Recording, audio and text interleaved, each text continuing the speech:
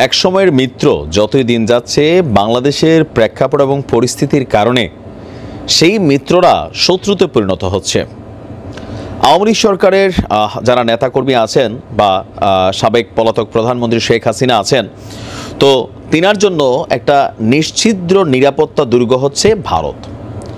তো সেই ভারতে তিনি বৈধভাবে অনুপ্রবেশ করলেও এই চলমান প্রেক্ষাপটে অসংখ্য নেতাকর্মীরা অবৈধভাবে অনুপ্রবেশ করেছে ভারতে। এদের অনেকের কাছেই কাগজ নাই, ভিসা নাই, তারপর নানান ধরনের ঝামেলা রয়ে গেছে। তো এখন যখন ভারত এবং বাংলাদেশের মধ্যে একটা ক্রমবর্ধমান উত্তেজনাকর পরিস্থিতি তৈরি হচ্ছে, সর্বশেষ গতকালকে আমাদের মিঠুন দাদা বিজেপিতে এই মুহূর্তে তিনি রাজনীতি করছেন, সস্তা রাজনীতির জন্য বাংলাদেশকে যে হুমকি দিচ্ছেন, তাদের মিডিয়ার এই গুজবকে তেনারা যখন বিশ্বাস করছেন, তো সকল কিছু মিলিয়ে এক দেশ অন্য দেশকে টেকনিক্যাল ওয়েতে শায়েস্তা করতে চাচ্ছে। তো আজকে ভারত সরকার গতকালকে থেকে একটা অভিযান শুরু করেছে। এখন এই অভিযানটা দেখা হাসতে হাসতে শেষ বাংলাদেশের মানুষ, পাশাপাশি টেনশনে আছে আওয়ামী লীগের নেতাকর্মীরা। আর আমার বিশ্বাস যে ডক্টর মোহাম্মদ ইউনূস তিনিও হাসছেন, কারণ এই পদক্ষেপটা আসলে ক্ষতিগ্রস্ত কারা হবে? আওয়ামী লীগ সবচেয়ে বেশি ক্ষতিগ্রস্ত হবে বা হচ্ছে। গতকালকে আমরা দেখছি যে আমরা যদি দেখি একটু, ভারতের রাজধানী দিল্লি, সেই দিল্লিতে একটা বিশেষ অভিযান শুরু করেছে দিল্লি পুলিশ।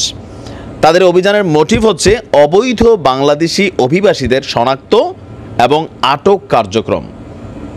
অবৈধ বাংলাদেশি, তো এই মুহূর্তে ভারতে আমরা যারা প্রতিনিয়ত গমন করি 98% মানুষই বৈধ, 2% যারা হয়তো চোরা কারবারি অথবা বিভিন্ন সময় সীমান্তবর্তী এলাকা দিয়ে প্রবেশ করেন, বের হন, এটা হতে পারে।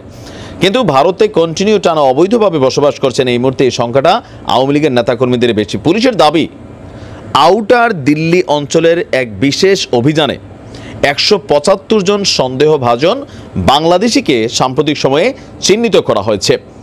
ভারতের পুলিশের বরাতে ভারতীয় বার্তা সংস্থা পিটিআই এই তথ্য দিয়ে বলছে যে 21 ডিসেম্বর 12 ঘন্টার একটা বিশেষ অভিযান পরিচালনা করেছে দিল্লি পুলিশ।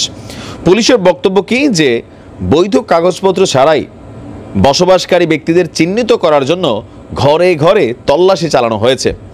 স্থানীয় সরকার সচিবালয়ের নির্দেশে এই মাসের 11 ডিসেম্বর থেকে এই অভিযানটি জোরদার করার কথা থাকলেও তা এখন খুব বেশি বড় আকারে জোরদার হয়েছে।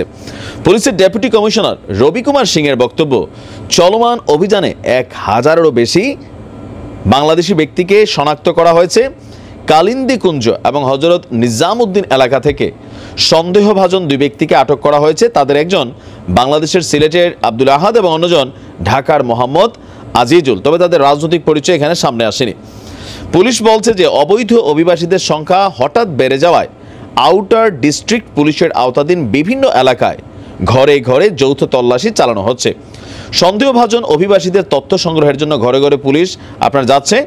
আর এদেরকে আটক করার জন্য মহারাষ্ট্র সরকার ইতিমধ্যে মুম্বাইয়ে উন্নত ডিটেনশন সেন্টার নির্মাণের উদ্যোগ নিয়েছেন এবং কারাগারে না রেখে এসব অভিবাসীদের ডিটেনশন ক্যাম্পে রাখা হবে এবং পরবর্তী সময় তাদেরকে দেশে ফেরত পাঠানোর কাজ চালানো হবে।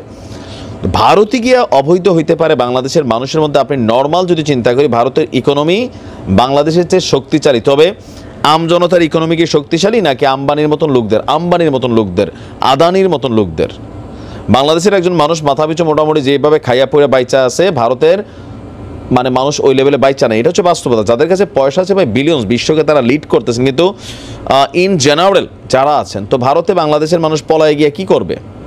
ওই যে বললাম না, 2% যারা হয়তো চোরা কারবারি বা বিভিন্ন উদ্দেশ্যে ঢুকেন এরা, কিন্তু বছরের পর বছর একটা শিক্ষিত বা একজন কি বলা হচ্ছে মেধাবী ব্যক্তিত্ব বা নর্মাল গায়ে গতরে খাটতে পারে এমন ব্যক্তিত্ব ভারতে গিয়ে কাজ করবে না। সো এই মুহূর্তে যাদেরকে পাওয়া হচ্ছে বা যারা এখানে আছেন, এই উপস্থিতির 70-80% হচ্ছেন বাংলাদেশ আওয়ামী লীগ, যুবলীগ, ছাত্রলীগের বিভিন্ন নেতাকর্মীরা। তো আমাদের দেশেরও উচিত, এই দেশেও অসংখ্য ভারতীয় অবৈধ বসবাস করছে, তাদের বিরুদ্ধে একটা অভিযান চালানো দরকার। তারা যেহেতু শুরু করছে, তা আমরাও শুরু করি, খারাপ কি নাকি বলেন? মন্তব্য জানান কমেন্টে। আসসালামু আলাইকুম।